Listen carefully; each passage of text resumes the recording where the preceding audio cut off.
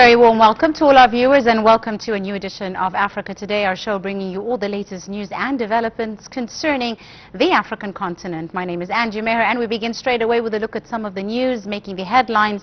Al-Azhar Institution and the National Council for Women organized an international conference on promoting women's rights.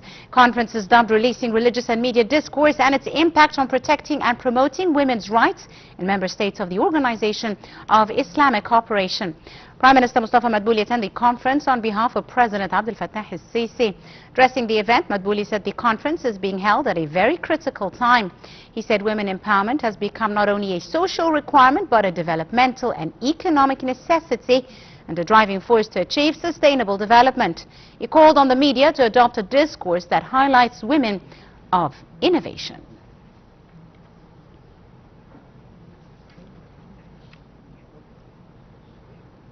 In other news, President Abdel Fattah al-Sisi congratulated the men's national handball team after winning the African Men's Handball Championship for the 10th time in the team's history and for the 4th consecutive edition. We have the details in this report. In a post on his official social media platform, el-Sisi said that the achievement of Egypt's national handball team reflects determination and perseverance and confirms Egypt's standing among the continent's and the world's leading handball nations. He also wished the players continued success in the future.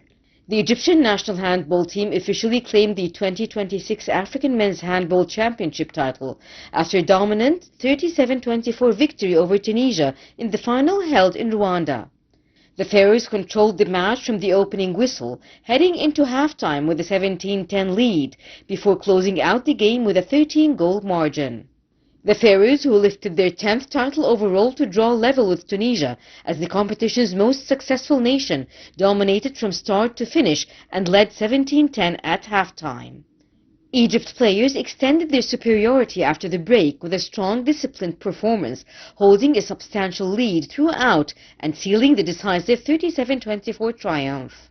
The Pharaohs' path to the final saw them overcome Cape Verde 32-26 in the semi-finals on Thursday, while Tunisia had booked their spot by defeating Algeria 33-24 in the other last four clash.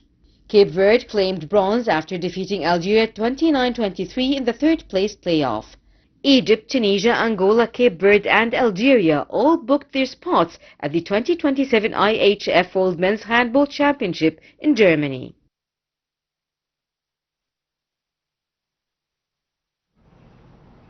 And in other news, Egypt has assumed the presidency of the African Union Peace and Security Council on Sunday, February the 1st, with a primary focus on addressing the ongoing conflicts in Sudan and Somalia. The Ministry of Foreign Affairs, Immigration and Egyptian expatriates said in a statement that the one-month presidency comes at a time of increasing security, political and developmental challenges across the continent. We have the details. Cairo takes over the presidency of the African Union Peace and Security Council at a critical juncture amid escalating conflicts and political instability across parts of the continent.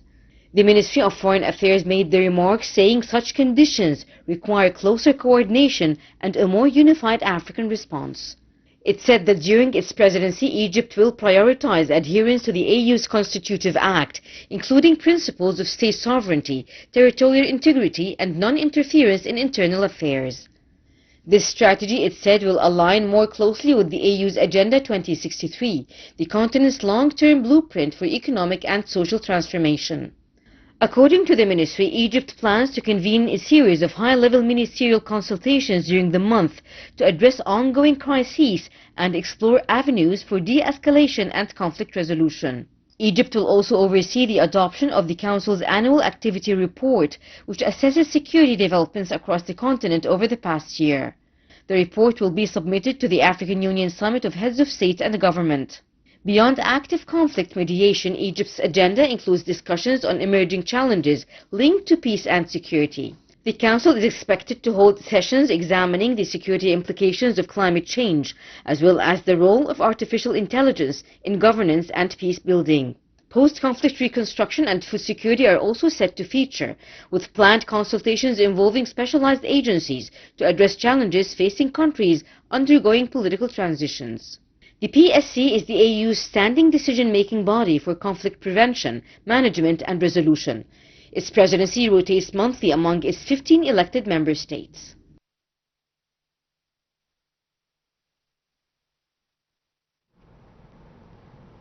For more on this, we're delighted to be joined over the telephone by our guest for the afternoon, Dr. Mohamed Talaat, our international legal affairs expert. Dr. Mohamed, good afternoon to you, sir. Hi, good afternoon. Thank you very much, sir, for your time this afternoon. Now, Egypt has assumed the presidency of the AU Peace and Security Council for the month of February 2026. What does this leadership position mean, in your opinion, for Egypt's role in African continental affairs, specifically with the challenges that are being witnessed all around the continent, really? As you rightly said, Egypt will assume the chairmanship. This comes at a critical time marked by escalating security, political and development challenges facing the African continent amid complex regional and international conditions that require enhanced cooperation. Yes. And concerted joint efforts to address these challenges. There are definitely a number of important political, security and development and environmental issues that are expected to be addressed. Yes, indeed. Now, Dr. Mohamed, Cairo is planning, separate ministerial sessions to discuss developments in Sudan and Somalia. Why are the two countries receiving particular attention at this time? Why are they at the top of the Egyptian agenda? Because they are important and crucial issues that are encountering the security of the African continent.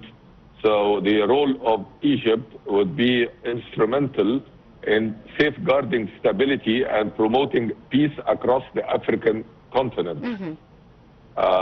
Definitely this would require a comprehensive approach designed to develop Africa's peace, security and governance architecture, and contributing to conflict resolution, supporting the security and stability of the continent. Absolutely. Doctor, now post-conflict reconstruction and development is a portfolio currently led by Egypt within the African Union. Which African countries or regions, in your opinion, are in most need of post-conflict reconstruction support right now, and what approaches, in your opinion, have been proven most effective? I would see, of course, that the Sudanese and Somalian issues come on top. There will be, I'm sure there will be consultations of the Council with the Sudanese government and the Somalian government in order to enhance a settlement and peace in these two crucial countries in the continent. Absolutely right. I'm going to have to leave it at that. Dr. Mohamed Talaat, our international legal affairs expert. Many thanks, sir, for your time and your insight this afternoon on Africa Today. And to wrap up our edition of the show, we go to Mozambique, where heavy rain and flooding across central and southern Mozambique have triggered large-scale displacement, affecting approximately 700,000 people, including at least 400,000 displaced individuals. We have the details in this report. The UNHCR has warned that recurrent climate shocks are again driving mass displacement across Mozambique. It said that since the start of the year, severe flooding has engulfed communities in the southern and central parts of the country, regions already scarred by other extreme weather events such as tropical storms, cyclones and droughts.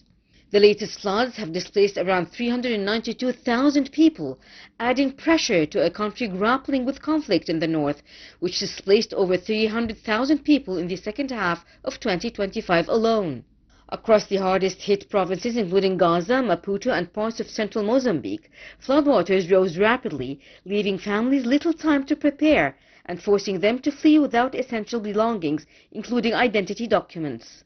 Parents recounted chaotic escape to higher ground, with some children separated from their families during their flight, and older people and those with disabilities struggling to keep pace. Preventative measures and a rapid government-led response, coordinated with humanitarian partners and supported by the private sector, have helped avert even greater loss of life.